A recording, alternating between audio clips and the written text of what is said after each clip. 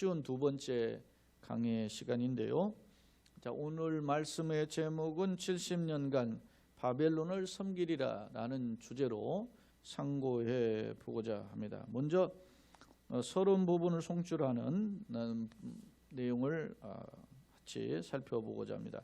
예레미야 25장은 21장부터 계속된 특별 예언의 마지막에 해당한다. 정리하면 하나님은 선지자들을 통해 거듭 경고하셨음에도 불순종한 유다는 바벨론에 멸망하여 70년의 포로 생활할 것을 말씀하고 있고, 또한 유다 주변의 열방 역시 하나님의 진노를 피할 수 없음을 말씀하신다. 자, 오늘 부분은 그 앞부분을 살펴보자는 겁니다. 자, 주목할 점은 예레미야 25장은 1장은 예레미야의 소명장이에요. 그리고 2장부터 20장까지는 9가지 일반적 예언이다 이렇게 소개한 바 있었고요. 21장부터 25장은 특별 예언이다 이렇게 제가 소개했었는데, 그 특별 예언의 마지막 부분에 해당하는 본문임을 알 수 있습니다. 그리고 오늘 25장은 앞부분은 특별 예언의 마지막 부분의 첫 번째 단락은 유다. 그 당시는 이제 북이스라엘이 이미 망하고 없어졌고 남유다만 남아 있는데, 그 남유다의 멸망에 대한 하나님의 거듭된 경고예요. 오늘 그 내용을 그러면 한번 살펴보고자 합니다. 자, 오늘 말씀은 언제 주어졌냐면, 시간적으로 보면 유다 왕 요시야의 아들 여호야김 넷째 해 곧 바벨론 왕 느부갓네살 원년에 유다의 모든 백성에 관한 예레미야에게 임하니라. 그러니까 여호야김 4년 차에 주어진 말씀입니다. 앞서 여러분 보세요. 24장 1절에 보면은 바벨론의 느부갓네살 왕이 유다 왕 여호야김의 아들 여고냐와 유다 고관들과 목동들 철공들을 예루살렘 밥으로 옮긴 후에 하나님의 이상을 보여주셨다. 앞선 24장은 소위 말하면 두 광줄에 담긴 무화과 나무의 열매에 대한 이상이잖아요. 하나는 좋은 무화과 광줄이, 하나는 나쁜 무화과 광줄이 이상했는데, 그때는 여호야김의 아들 여고냐라고 되어 있잖아요. 그러니까 24장은 엄밀히 이야기하면 25장보다 후의 이야기예요. 왜냐하면 여호야김이라는 왕이 11년 통치하거든요. 그리고 11년 통치하고 그의 아들인 여고냐라고 소개된 게 여호야긴인데, 여호야긴이 석 달 열흘 통치하다가 바벨론에 끌려가거든요. 이때 끌려가는 것은 바벨론 2차 포로예요. 그러면 25장 오는 본문 여호야김 넷째 해 때 이때 이스라엘이 사실 한번 끌려가요. 이때는 1차 포로예요.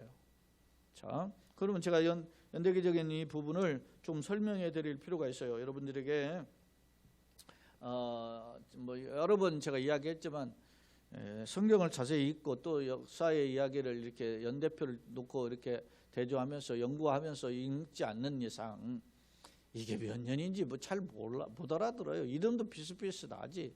그러니까 그냥 그런가 보다 이렇게 생각할 경우가 있는데, 오늘 좀 더 구체적으로 제가 설명해 보겠습니다. 자, 여러분이 한번 화면 세 번째 화면이 있습니다. 오늘 송출되는 세 번째 화면 예레미야 활동과 역사적 상황인데, 그 내용을 한번 송출되는 화면을 보시면서 한번 하겠습니다. 예레미야에게 25장의 말씀이 주어진 시기는 오늘 본문의 1절에 보니까 여호야김 왕 4년이고 그때는 바벨론 왕 느부갓네살의 원년이다 이렇게 되어 있어요.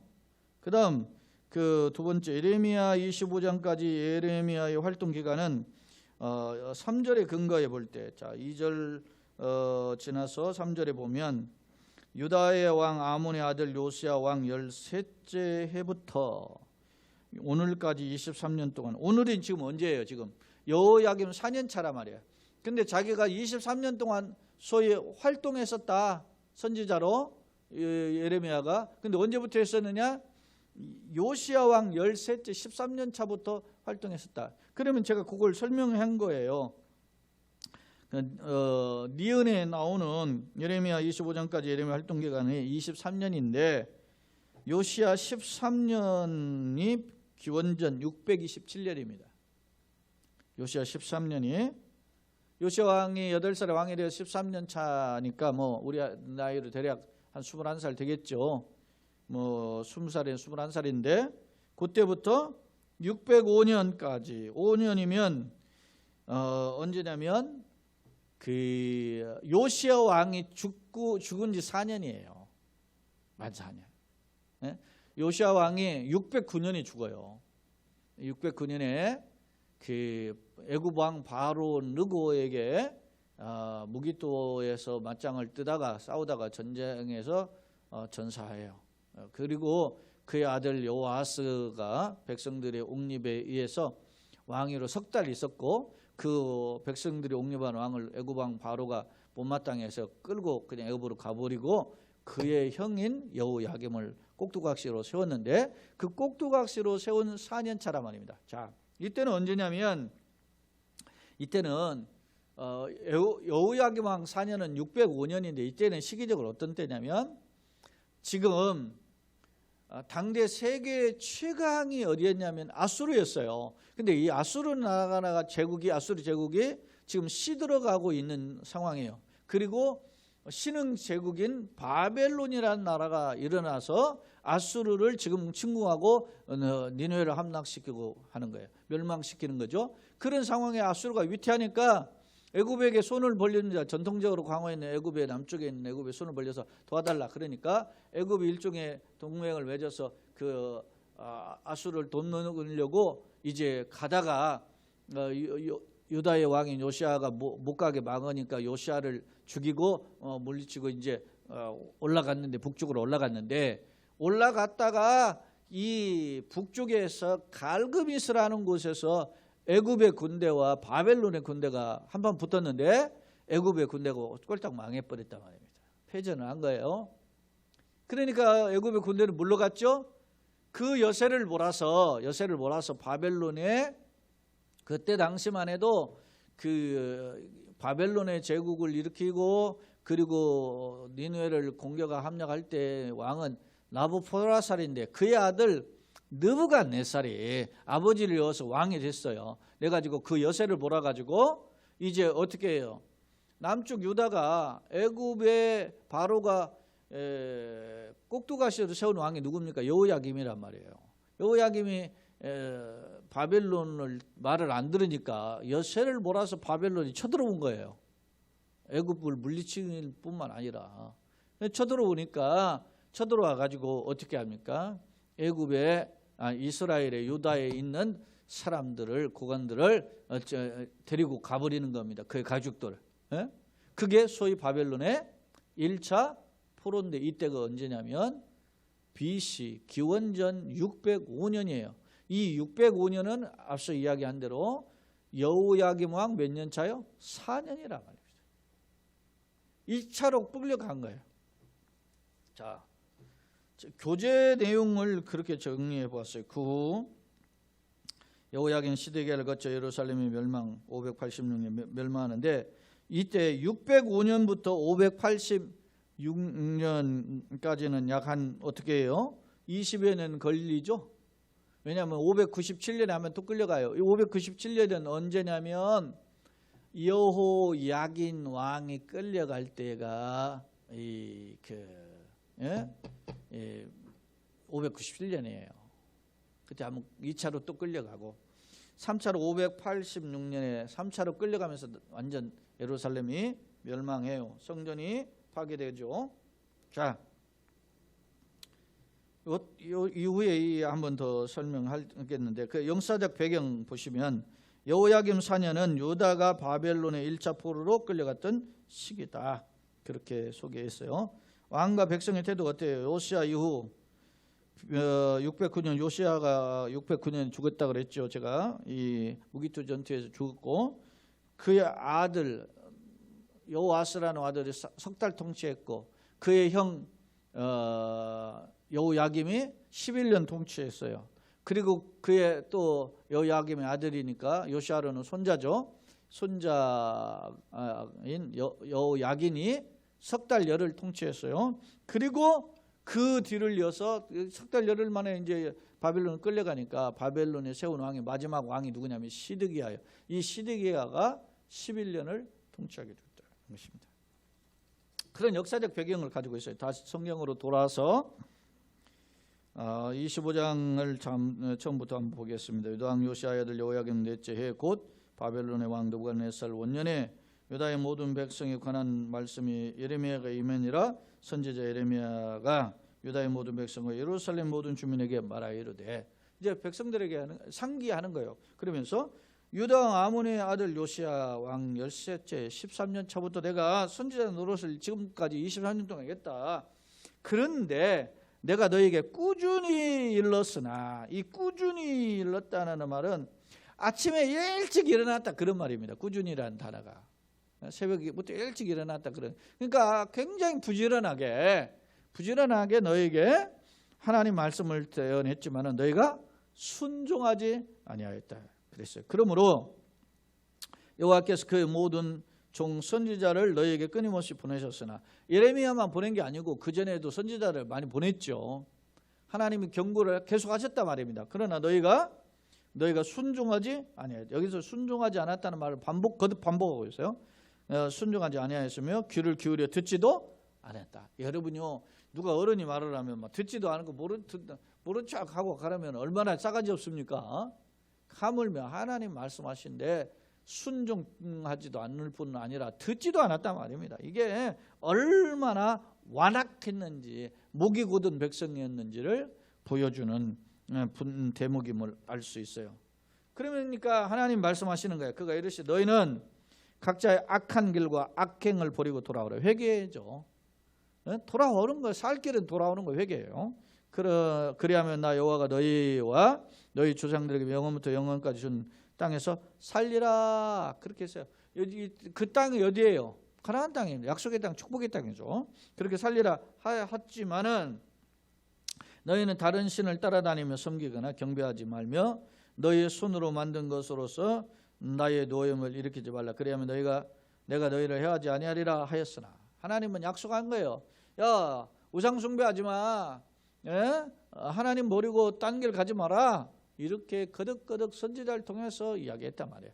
그 선지자의 대표가 누구였어요? 지금 예레미야가 그 일을 하고 있다는 거예요. 그 일을 지금 몇 년째 하고 있다는 겁니까? 23년째 하고 있다는 거예요. 요시야 왕 13년 때부터 내가 계속했다는 거예요. 근데 여러분 성경에 보면 요시야 왕은 훌륭한 왕이에요. 요시야 왕은 8살에 왕이 되는 왕인데 8살이 뭘 알겠어요. 그런데 그가 왕이 된 지 8년째. 그래 우리 나이, 그러니까 그 나이를 보면 16세죠. 그때 하나님 알게 되었고, 또 25세 율법제가 발표하면 옷을 찢고 막 요시야 왕은 굉장히 하나님 앞에 헌신한 왕이에요. 그 25살. 근데 안타깝게도 아까 말하잖아요. 무기토에서 애굽 왕 바로 누구에게 전사하잖아요. 근데 그때 나이가 39이란 말입니다. 그러니까 일찍 죽었어요. 근데 우리가 보면 역사의 성경의 기록에 나와 있죠. 왜 그러면 일찍 죽었느냐? 선지자 훌다를 통해서 여선지자를 통해서 이야기하잖아요. 왜 요시야를 미리 데려가시는가? 이 뒤에 일을 심판이 비참하다는 거예요. 그러니까 하나님 미리 데려가신 거예요. 그런 경고를 오늘 예레미야뿐만 아니라 여러 선지자를 통해서 하나님이 이스라엘 백성들에게 엄중 경고를 계속하셨는데 듣지 않은 거예요. 여러분, 이 경고가 있다는 말은 무슨 말입니까? 너 그러다가 혼난다, 매받는다, 이 말은 아직 살 길이 있다는 거 아니겠어요? 돌아오라는 겁니다. 돌아오는 비결이 뭡니까? 회개예요. 그리고 하나님을 떠나서 우상 숭배하고 이런 것에 하나님 노려움을 일으켰던 죄를 청산하는 것이에요. 그러나 듣지 않았다는 거예요. 17절에 너희가 내 말을 순종하지 아니하고, 이 표현 3번 반복되잖아요. 앞서 3절에 너희가 순종하지 아니했다. 그 다음에 4절에 순종하지 않았다. 그렇게 했어요. 그리고 또 오늘 본문에서 7절 너희가 내 말을 순종하지 아니하고 너희 손으로 만든 것, 이게 우상이죠. 나의 노임을 일으켜 스스로 해야 했느냐. 하나님의 가장 자존심을 해치는 죄가 1계명과 2계명 아닙니까? 너 위에 다른 신을 내게 두지 말고 너를 위하여 그 새긴 우상에 절하지 말라 그런 거 아니에요. 그러니까 하나님을 여러분요, 하나님은 절대자 오직 만왕의 왕이 한 분뿐이신데 또 다른 우상을 세운다는 것은 하나님 말고 또 다른 걸 세우는 거 아니에요? 거기에 절한다는 건 하나님 깎아내리는 거고 동시에 이제는 우상을 그 자리에다 높이는 거 아닙니까? 이런 하나님으로서는 견딜 수 없는 치욕이죠 이게. 그러므로 8절 만군의 여호와께서 이같이 말씀하시니라. 너희가 내 말을 듣지 아니하였다. 불순종했다는 한마디로 순종하지 않았다. 이게 이퀄 불순종 아닙니까?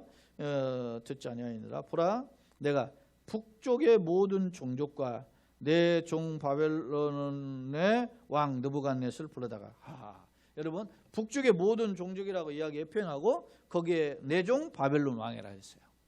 여러분요 바벨론이 누구야? 하나님의 종이라는 거예요. 그러니까 이 말은 무슨 말입니까? 일종의 역설인데요. 천하가 하나님의 손에 있다는 겁니다. 출애굽 19장에 천하가 온 세계가 하나님께 속했다고 그러잖아요. 너희들 그럼 먼저 택한 거는 뭐냐? 이스라엘 민족에게 상기하는 거, 율법을 주기 전에 시내산에 지금 2년차 있을 때 하나님이 시내산에 율법 주시기 전에 그 말씀하시는 거 아니겠어요? 그러면 천하가 다 속했는데 너희를 택한 건 뭐냐? 너희를 제사장 나라로 삼기 위한 거죠. 천하를 하나님께로 인도하는 그런 그릇으로 먼저 세우셨다는 거예요. 자, 내 종 바벨론 왕이라 그러잖아요. 내 종 바벨론 왕 느부갓네살을 불러다가 이 땅과 그 주민과 사방 모든 나라를 쳐서 진멸하셔. 모든 것을 없애는 것이 진멸이에요. 진멸. 그래 진멸하여 그들을 놀램과 비웃음거려. 자, 본인 당사자에게는 어떻게 놀람이 되고 사람들에게는 주변 사람들에게는 어떻게 해요? 비웃음거리가 되는 거예요. 꼴 좋다. 지들 뭐 얼마나 잘난 체. 이스라엘 얼마나 도도했습니까? 이방인들을 향하여서는 개 돼지 취급했어요. 그러니까 이스라엘이 얼마나 교만했는지 알 수 있죠. 자부심. 우리는 막 하나님의 택한 백성 선민의식이 소위 말해주면 시오니즘이 얼마나 강한 것입니까? 이런 자부심을 세상 사람들 오히려 비웃음거리가 되게 할 것이다. 그렇게 이야기 놀라운 비웃음거리가 되게 하며 땅으로 영원한 폐허가 되게 할 것이라. 그러면서 하나님 말씀임을 상기하고 있어요. 그러면서 주시는 말씀을 보세요. 그럼 폐허의 구체적인 내용을 소개하는데 그 내용이 뭡니까? 10절에 내가 그들 중에서 기뻐하는 소리와 즐거워하는 소리와 반복 강조죠. 그 다음에 신랑의 소리와 신부의 소리. 가장 기쁨의 인생에서 가장 기쁨의 시간이 뭐지게 신랑 신부 결혼하실 때 아닙니까? 그런 소리와 맷돌 소리. 맷돌은 음식을 준비하기 위해서 곡식을 가는 거잖아요. 맷돌 소리와 등불빛이 끊어지게 하리니 사람이 사는 삶의 행복들이 다 사라지게 되는 것입니다. 여러분요. 엄밀히 말하면 이러한 행복들은 누구에게서 옵니까? 하나님에게서 옵니다. 여러분 사람이 뭐 남들은 다 행복한데 나만 하면 얼마나 슬슬 외롭고 힘들죠. 절망적이죠. 이러한 상황이 오게 될 것임을 하나님은 경고하고 있어요. 그러면서 이 모든 땅에 폐허가 되어 놀랄 일이 될 것이며 이 민족들은 70년 동안 얼마 동안요? 70년 동안 바벨론 소위 바비론 뉴스라고 하는 바벨론 포로의 70년의 말씀이 여기서 비롯되는 거예요. 실제적으로 아까 제가 교재 그 영상으로 띄워드린 말씀 중에서도 제가 소개했잖아요.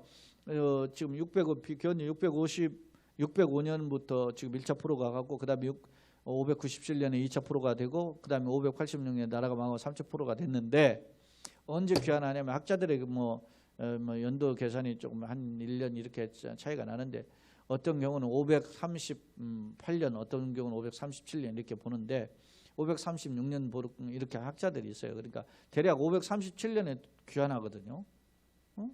537년이면 605년부터 빼보세요. 정확히 횟수로 끌려가네요. 이렇게 합치면 70년 되는 거 69년 70년 아닙니까?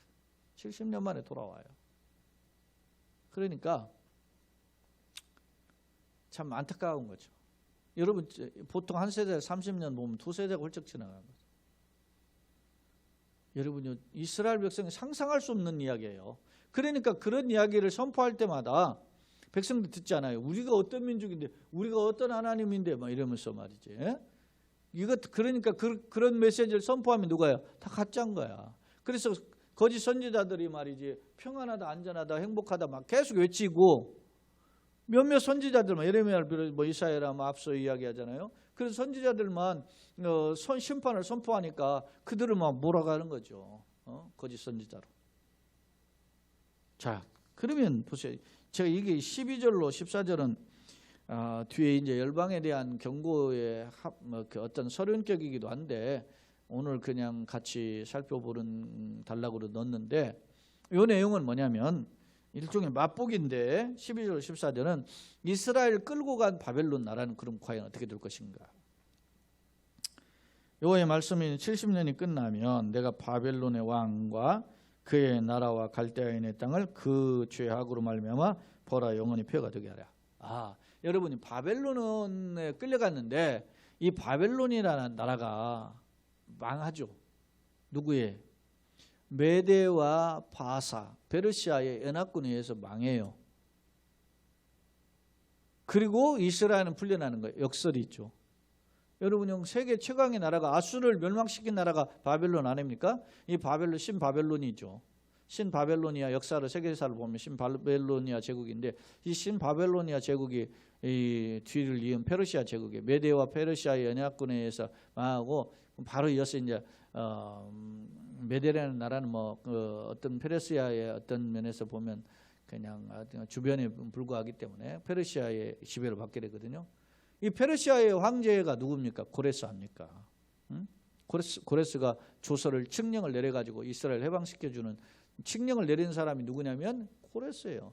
고레스가 그냥 칙령을 내린 게 아니라 바벨론을 멸망시킨 황제예요. 자, 바벨론이 이스라엘 민족을 그럼 끌어갈 때 어떻게 했어요? 하나님 심판의 도구로 쓰임받았잖아요. 그런데 이스라엘 끌고 갈 때 하나님의 성전을 다 불사르고 짓밟고, 성전에 있는 그들을 가져가고, 시편 137편을 보면 어떻게 해요? 성전에 있는 가져간 그릇을 가지고 술잔으로 마시면서 그렇게 한 거예요. 굉장히 교만한 거죠.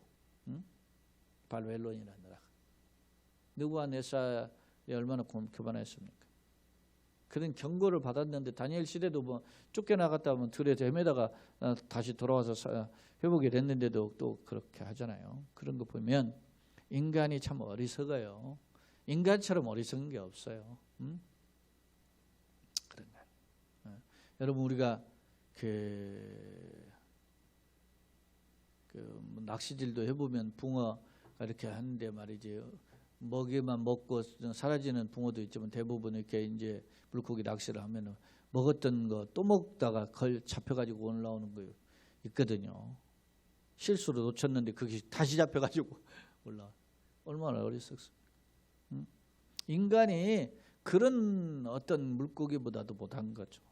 여러분이 원숭이가 가장 지혜롭다 그러지 않습니까? 동물 중에 IQ가 뛰어나다 그러는데, 원숭이를 잡는 방법이 보니까 소위 막 조롱박에다가 원숭이가 가장 좋아하는 게 바나나니까 바나나를 걷다 넣어놓는다는 거예요. 그러면 손을 집어넣을 때는 들어가는데 바나나를 잡고는 안 나온대요.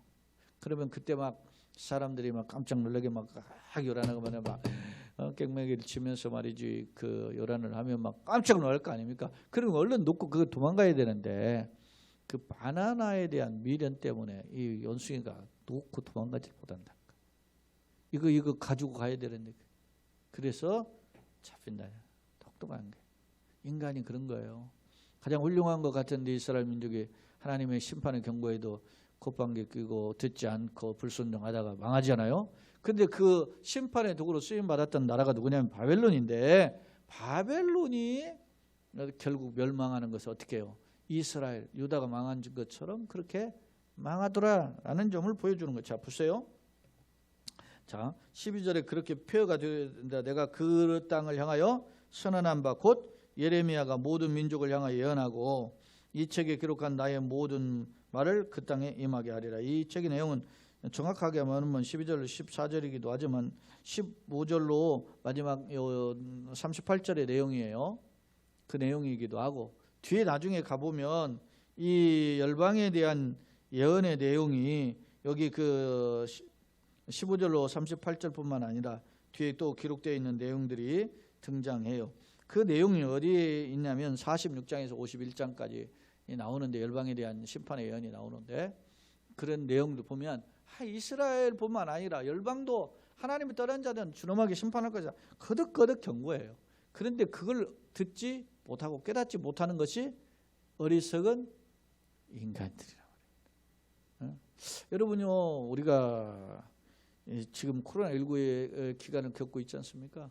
코로나19가 왜 주셨다고 생각합니까? 저는 교회를 향한 경고라 나는 봐요. 세상을 향한 경고, 처음에 2월 달에 막 신천지가 하도 난리가 났다니까 사람들이 신천지를 향한 경고라고 하나님이 손붙는다 그래요.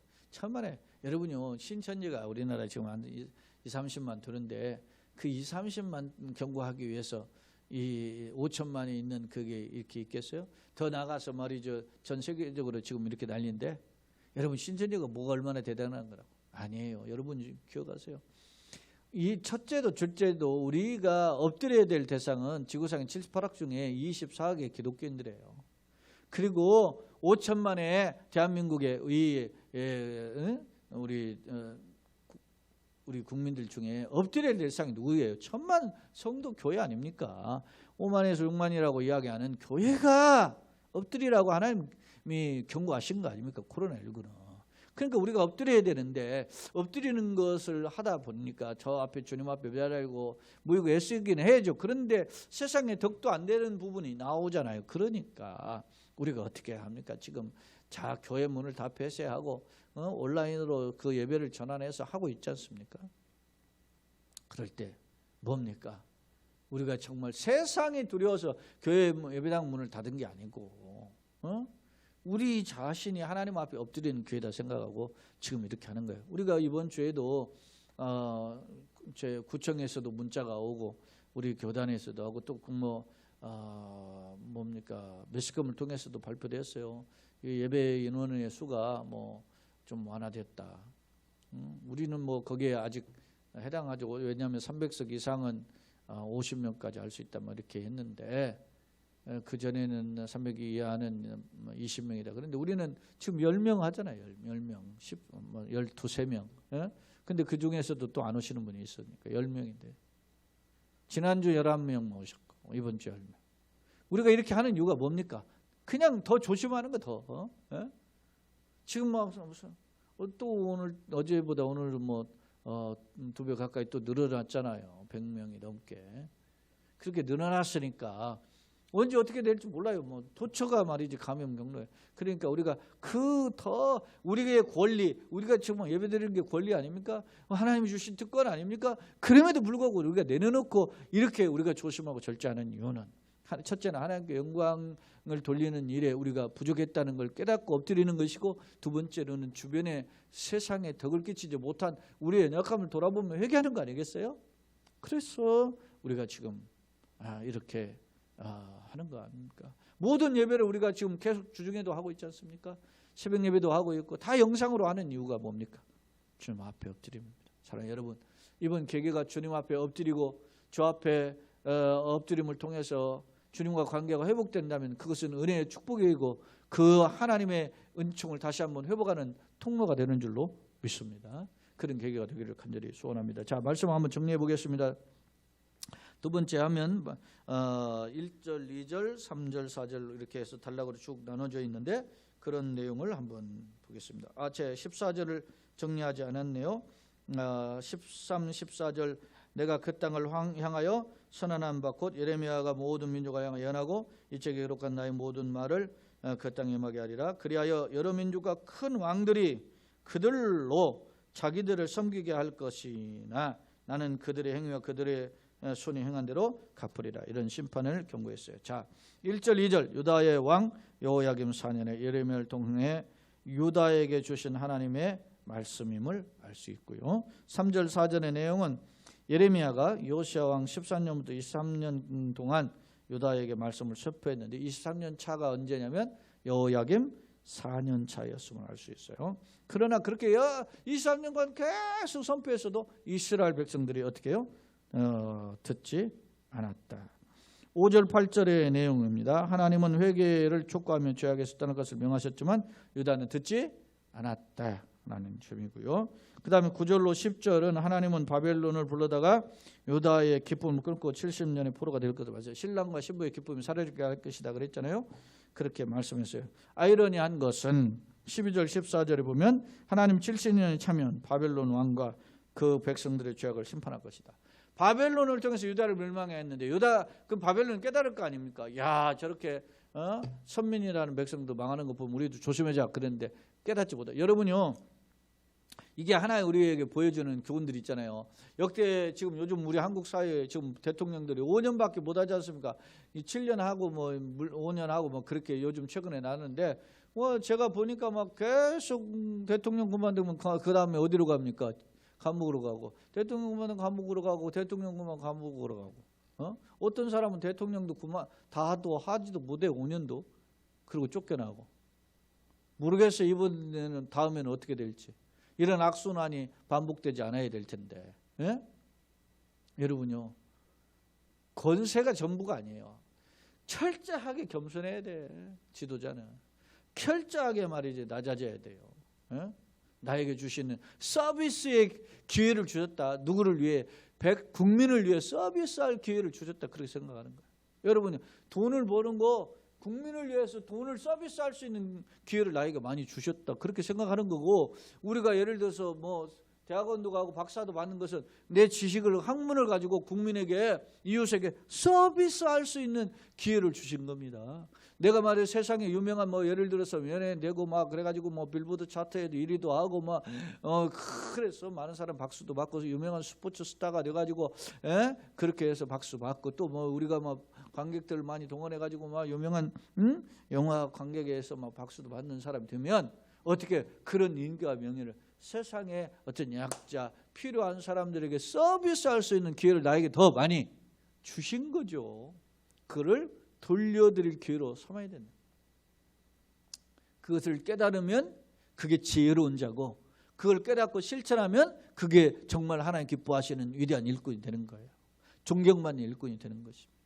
자, 말씀이 확대됐지만 자, 정리해 봅시다. 앞서 이제 세 번째 화면 다시 한번 보겠습니다. 예레미야 활동과 역사적 상황. 예레미야에게 25장의 말씀이 주어진 시기가 언제냐? 여호야김 왕 4년인데 견 605년이 됐다. 예레미야 25장까지 예레미야가 활동한 기간은 23년이에요. 그럼 이걸로만 끝났냐? 여호야김 4년까지만 활동하고 예레미야 끝났냐? 그렇지 않아요. 자, 요시야 13년부터 여호야김 4년차까지 했는데 여호야김이 11년 통치했거든요. 11년 통치하고 그의 아들 여호야긴이 석 달 열을 통치하고 그리고 시드기야가 11년 또 통치해요. 근데 시드기야 11년 차에 나라가 유다가 망해요. 예루살렘 성전이 파괴돼 불타고 막 그래가지고 망하는데 이때까지 예레미야가 활동했어요. 그러니까 요시야 왕을 비롯하여 그의 아들 손자 4대에 걸쳐는 왕까지도 예레미야가 활동한. 그래서 이렇게 막 선포했는데도 회개하고 돌아오지 않으니까 예레미야가 통곡하고 탄식하는 거 아닙니까? 우리가 이어지는 예레미야 이어지는 성경이 에레미야카 아닙니까? 에가라는 말로 되어 있는데 히브리어 말로도 에카예요. 에카가 슬픈 노래죠. 우리도 그 한자로 표현하면 에가가 슬픈 노래 아닙니까? 탄식의 노래예요. 왜 탄식하겠습니까? 그렇게 민족을 살리기 위해서 회개하면 돌아 살려주신다 그러니까 회개하라 막 외쳤는데 예레미야 외쳤는데 백성이 듣지 않는 거예요. 그리고 예레미야 외침 때로 어떻게 해요? 나라가 망하잖아. 그러니까 나라가 망하면 내가 봐라 망한다고 했지. 그래가지고서는 예레미야가 막 그렇게 생각 쌤통이다 이렇게 하겠어요? 나라가 망하니까 그 누구보다도 탄식하며 눈물을 흘린 사람이 누구냐면 예레미야 선지자.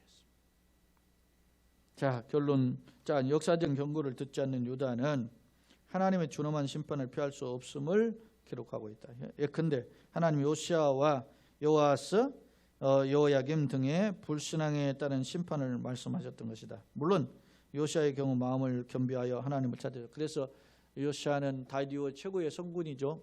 그랬지만 그의 아들, 손자 그리고 백성들, 그에 따르는 백성들은 회개하지 않았어요. 놀라운 점 유다를 심판하는 도구로 유다 백성이 멸시했던 바벨론. 그러니까 내가 손가락질로 비웃었던 자들한테 내가 망했다는 거예요. 유다가 망했고 그 도구로 심판의 도구로 사용했던 바벨론 역시 교만함으로 결국 또 다른 나라의 페르시아 바사에게 멸망하게 되었다는 점을 성경은 지적해 주고 있어요. 우리 역사 속에서 발견할 수 있죠. 멸시했던 바벨론을 사용하신다는 점과 바벨론 역시 교만으로 망하게 된다는 점을 지적하고 있다. 자, 이러한 역사적 상황을 통해서 나는 무엇을 깨닫고 배우고 느끼고 있습니까? 생사화복의 주인은 누구요? 하나님이십니다. 첫 번째는 생사화복의 주인은 하나님입니다. 그리고 참된 회복은 어떻게 해요? 하나님의 약속을 붙잡고 회개하고 순종을. 아까 순종하지 않았다 반복하고 있잖아요. 우리가 불순종은 멸망의 길이에요. 교만은 패망의 선분, 거만한 마음 넘어지지 마찬가지잖아요. 자, 최근 우리가 코로나19로 지금 만 8개월 동안 고난의 역경의 터널을 통과하고 있어요. 이 코로나의 전염병을 통해서 우리는 뭘 깨닫습니까? 하나님의 엄정한 경고임을 깨닫고 주님 앞에 겸손히 엎드리고 주님의 그 불쌍히 여기심, 그 자비로움이죠. 하나님 우리를 불쌍히 여겨 주시옵소서. 자비와 긍휼이 풍성하신 하나님의 손길을 붙들리는 우리 자신이요, 우리 가정이요, 우리 교회요, 더 나아가서 한국 교회요. 그리고 이 땅에 주님께서 하나님의 백성들이 회개하고 돌아옴으로 엎드림으로 주님께서 회복하시는 놀라운 은혜가 우리 한국 사회와 더 나아가서 오대양 육제주에 나타나기를 예수님의 이름으로 축원합니다. 아멘.